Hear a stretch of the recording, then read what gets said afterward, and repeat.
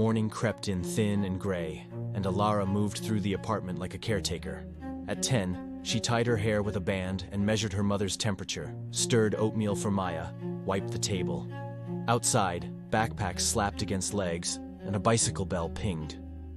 She watched the light on the wall shift as minutes passed, keeping a list in her head, holding the day together with tasks, as if the sequence could keep everyone breathing. Her mother, Lena, drifted between pain and calm, her smile bright but thin, a fragile window to a life that once blazed with color. Their home wore new hues: pill bottle white, envelope beige, the dark indigo of worry. Robert had been a steady jacket on a chair, then a late step in the hall, then just a voice on the phone. He spoke of overtime and traffic. He came home later, stayed less, until his presence felt like weather, mentioned in passing, never held. On the walk past the park, Alara kept her eyes on the cracked sidewalk while children shrieked from the swings. She felt the tug but did not look long. At school, she watched teammates fly during relay races and calculated bus times, soup simmering minutes, Maya's nap window. When friends asked if she could come over, she smiled small and said she would try, hearing the no even as she said it. Anger settled quietly in her shoes, a pebble she could not stop to remove. Maya tugged her sleeve in the afternoons, a crayon comet on her fingers, asking to play. Alara made games from necessity. They named the spoons like kings and queens, folded towels into ships, sent them sailing across the couch. Maya laughed, pink-cheeked, leaning into Alara as if she were the world's safest wall. Each laugh felt like an answered prayer and a breaking heart. Somewhere inside the laughter, Alara wished for a voice to say, "Go on, I'll handle the rest." Searching for tape in the hall closet, she found a small box tied with a loosened ribbon behind winter scarves. Inside lay photographs she had never seen.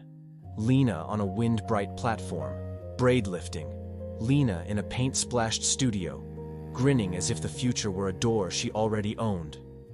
Beneath them, a diary waited, corners softened by time. Alara opened to sketches of tiled roofs and narrow streets, notes about light on strange mornings, and lists of galleries Lena planned to wander. A line on a page steadied Alara like a hand. "I believe in making something beautiful enough to outlast the hardest days." She read it once, then again, until the sentence lived under her tongue. The room felt larger, as if a window had opened where a wall had been. She pressed the diary to her chest. If her mother had housed such bright hunger once, then Alara could borrow that spark and trade it for medicine, for rent, for air that did not taste like fear. That night the kitchen hummed with the refrigerator's weary breath, and voices braided low across the table. Robert's sounded thin, brittle at the edges. Lena's wore exhaustion like ash. Words rose and fell, past due, cut off, notice, extension, and landed like stones in Alara's ribs. She slipped backward into the hall, the diary cool against her palms, and felt something click into place. Hope would need teeth. Lists would not be enough. The jar of coins on the counter had turned into a cruel joke. In the days that followed, she searched quietly for ways a child could earn money. She drafted flyers for chores, researched collecting bottles, even typed how to make money fast, and then erased the history with meticulous care. Every plan turned to dust when measured against the red numbers on envelopes. She did not tell Lena or Maya. She chose silence and speed, an adult's armor on a child's frame, and made a vow in the rain-slick streetlight. The first real chance, she would take it. She found the chance not in a plan, but in a scrap of color fluttering on the grocer's bulletin board. A local talent competition promised a cash prize that sounded like a door unlocking. The word talent made her flinch. She could thread a needle while stirring soup, coach Maya through a fever with a steady hand, memorize price tags and bus schedules. But those were not the talents people clapped for. Still, the prize called to the part of her that had learned to add costs in her head. She tucked the flyer into her pocket as if it might fly away. At home, she pretended the flyer was about a bake sale when Lena asked what she was reading. Later, with Maya asleep and the apartment dark except for the hallway nightlight, she searched for the competition's address and wrote it on the margin of a homework sheet. The venue stood across town in a community hall with a stage that smelled of floor polish and borrowed dreams. She went the next afternoon under the lie of extra help at school, her shoulders squared the way adults square them when they expect to be judged. The line at auditions curled like a hesitant ribbon. Teenagers tapped phone screens. A boy warmed his voice with half-whispered scales. A girl in sequins traced the shape of a star on her wrist. Alara watched and measured. She had no song ready, no instrument, nothing to display but a quick mind and a hunger she could not name out loud. When her name was called, she stood in the low light and recited a poem she had written about bus routes and second chances, the words steady until her throat betrayed her with a crack. A man in the front row did not smile. He watched her as if he were reading a map of roads no one else saw. After, while a volunteer nudged Alara toward the exit, the man appeared beside her with a paper cup of water and a name that sounded like a door clicking shut. He said, "I'm Mr. Silas." He said her poem had a spine, and not everyone had one. He asked about her family with a softness that felt like silk, hiding a wire. Alara answered carefully, the way people do when a stranger seems to already know too much. He listened, then lowered his voice. "The competition can be cruel," he said, "full of politics and favorites. But there are other ways to show promise."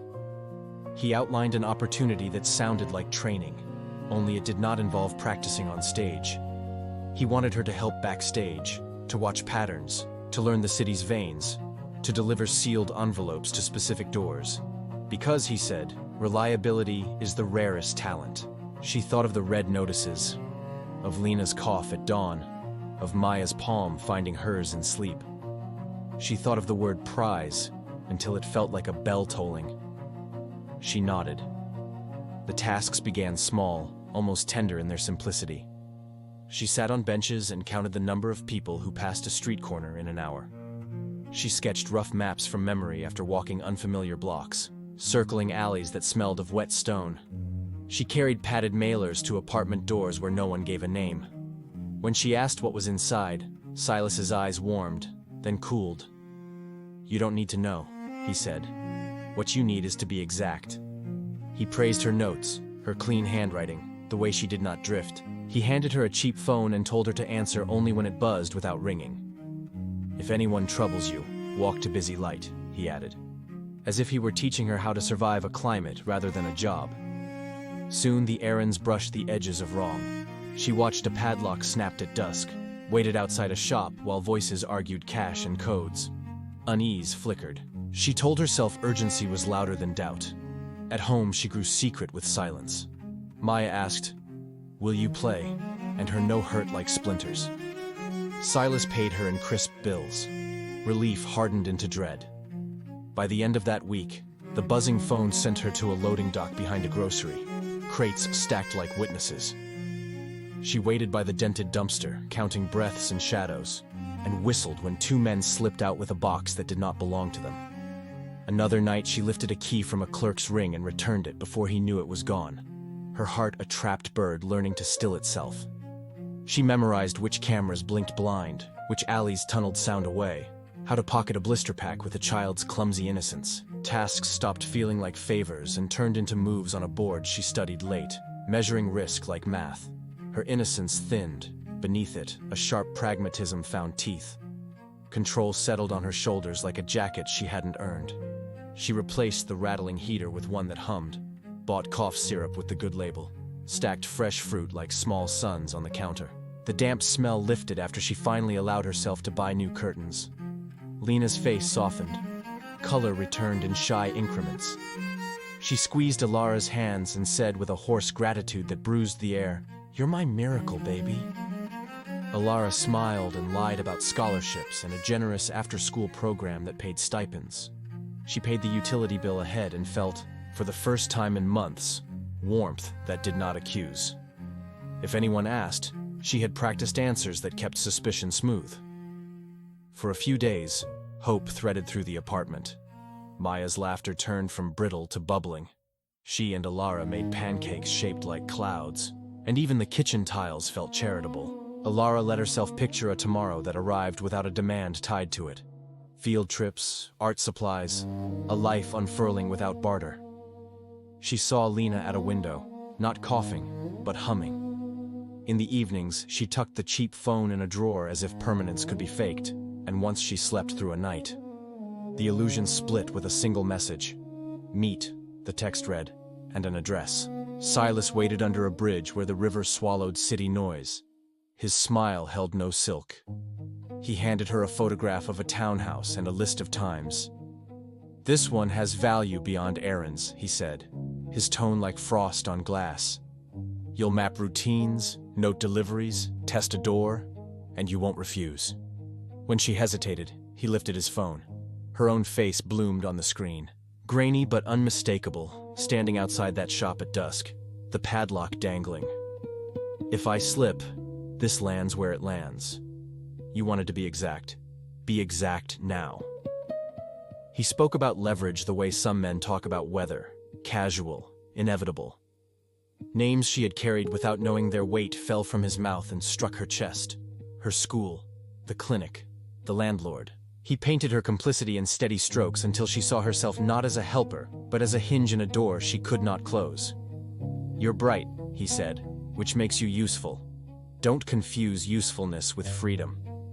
She nodded, while rage lit secret fires with nowhere to burn. That afternoon, she stood outside Ms. Alvarez's classroom, the kind-eyed teacher who kept tea bags in her desk and once slipped Maya a sticker for bravery. Ilara rehearsed the truth until the vowels felt dangerous. When the door opened and concern met her, words deserted. She asked for a book recommendation instead, and left with a novel about voyages, hating the cowardice that felt like survival. Later, she priced running away and ended at Maya shivering. Silas's card waited on her pillow, an address written like a dare. She followed it to a street where hedges held their breath. Through a window, a living room of books, a photo of two young women laughing with her mother's head tilt. A girl near Maya's age skipped past. On the mailbox, a surname her mother once whispered like a wound. She lingered at the curb until her calves ached, the mailbox name bright as a bruise, Clara Hale. Through the window, a girl Ilara's mind matched to Maya skipped past, hair flying, a scarf dragging like a comet tail. A woman crossed the frame behind her, profile familiar, the Lena tilt of nose, the kindness at the mouth, but steadier, less hollowed by weather. The house exhaled lamplight and cooking steam, and Ilara backed away, feeling the street memorize her the way danger does. By night, she fed search bars with guesses until her eyes burned. Records yielded a stuttering story, a probate case with the sister's surname, an inheritance funneled into Clara's address, a deed that skipped Lena's.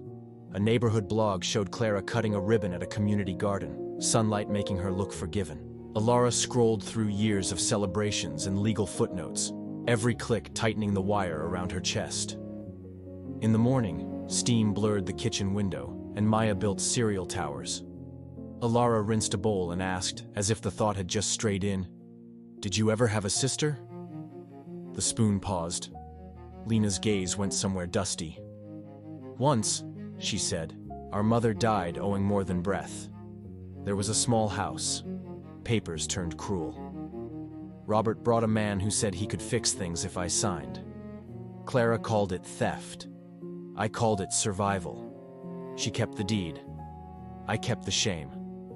I left with a bag and your baby shoes and swore I'd make it right, but my body went on strike." She coughed. "I thought if I stayed quiet, the past would forget my address." Ilara let the silence sit, then tested a smaller blade. Would anyone still care about that house? Lena's mouth trembled. There were bonds tied to it, forgotten accounts drifting like unclaimed letters. Someone clever could make a story look legal and take what's left. Silas's photograph sharpened in Ilara's mind. He wasn't chasing valuables. He was drinking from a wound. Her stomach filled with a slow panic that felt like syrup, heavy and clinging. To comply meant carving into blood. To refuse meant watching disaster bloom in every place she loved. She heard the arithmetic of harm ticking under her ribs, a ledger she had stopped pretending not to keep. Maya flicked milk at the light and giggled. Ilara swallowed the confession that wanted out and said only, "I'll be late after school."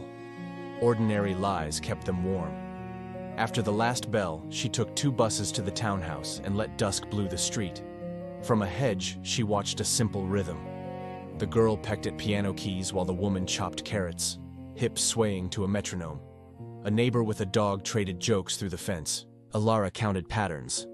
On Wednesdays, a courier in a blue cap brought a slim envelope for Clara's signature. The porch light clicked on at the first hint of evening. Through the glass, she saw the alarm keypad blink, and the woman's hand hide the code. The presses kept the same rhythm. 4. Pause. 2. Useful, murmured the voice Silas had trained.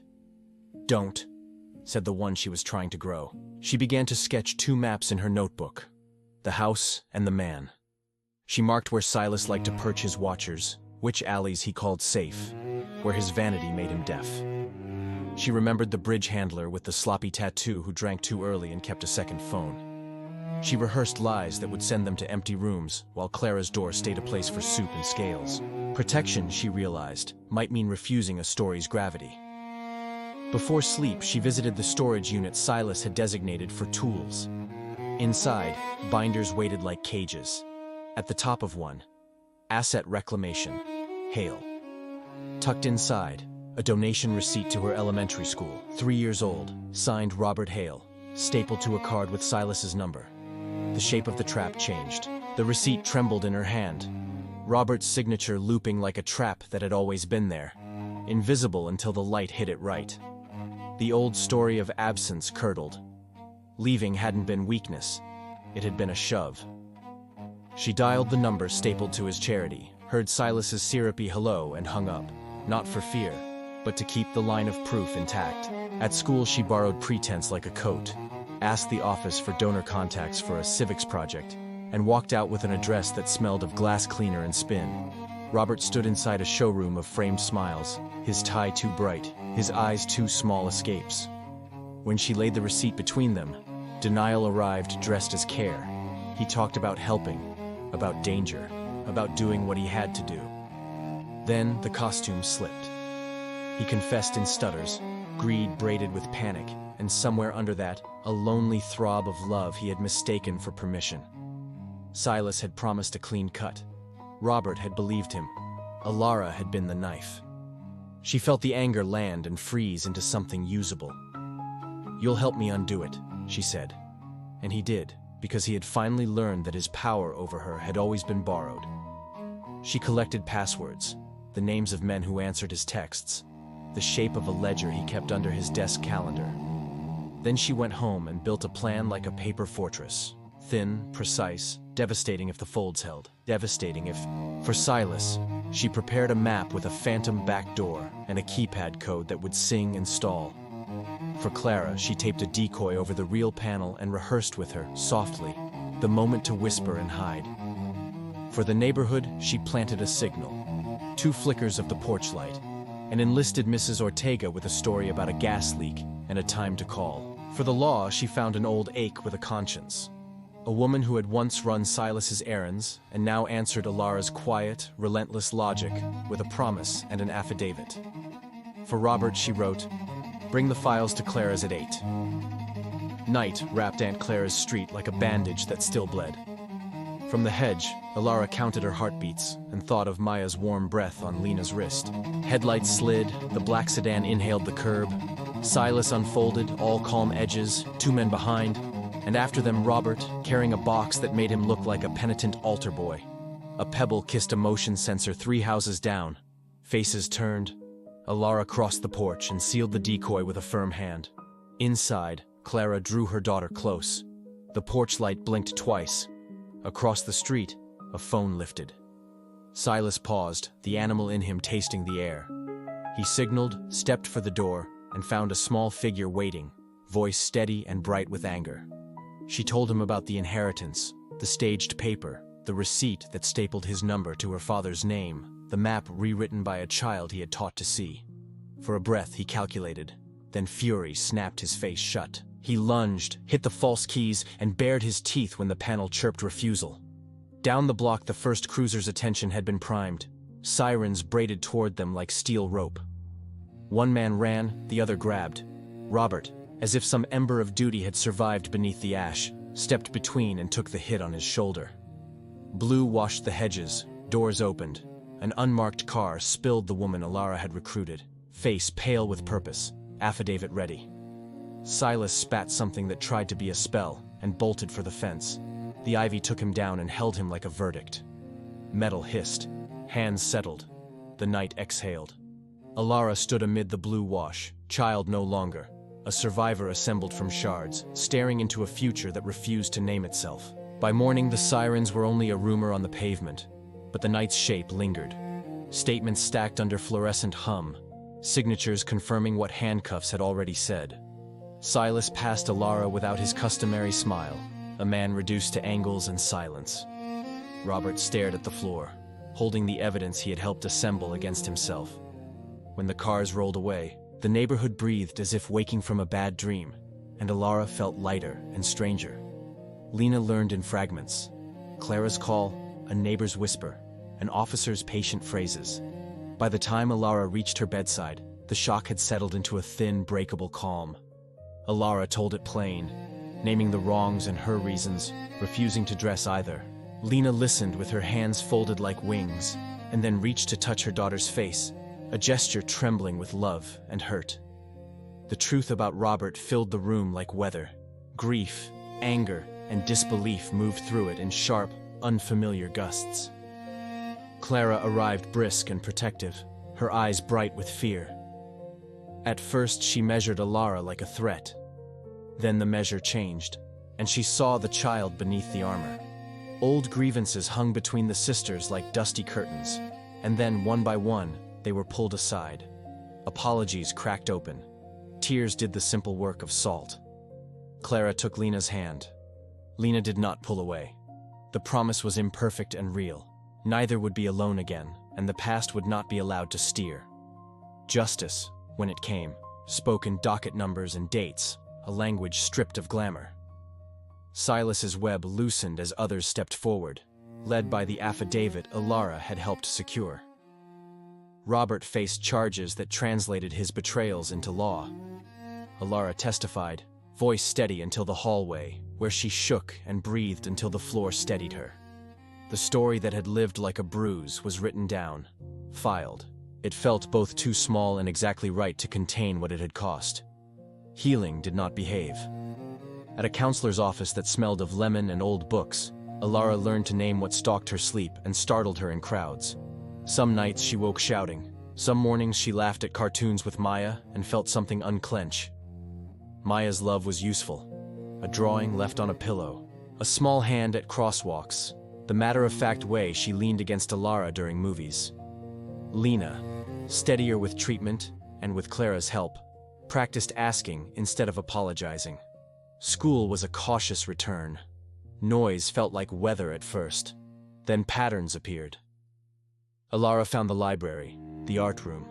A teacher who noticed without prying. She painted a mural with other kids and watched color assert its right to exist. She failed a quiz and then passed one. She laughed loudly at lunch and did not flinch at her joy. When a classmate invited her over, she said yes, and once there, did not check every door before sitting down. Family became a verb. At Clara's table, bills were opened together, meals lingered, and Maya learned where the forks went. Robert wrote from jail. His first letter collapsed under apology. Alara answered with 2 sentences and a boundary, not forgiveness. Lena read hers and let it rest. Alara met with a social worker to start a support group, volunteered Saturdays to teach safe routes home, and wrote to the city about after-school funds. The reply used her name. One evening, while stew simmered and laughter clinked like glasses in the kitchen, Alara stood on the back step and watched Maya make rules for a chalk game no one else needed to understand. Dusk turned the yard to gold. On the windowsill, photographs of Lena young and unafraid lifted slightly in a breeze, as if memory wanted air. Alara's smile came from a quiet place. She knew what was gone would not return, but she also knew she could build gentleness forward, and that guarding Maya's joy could be a living promise.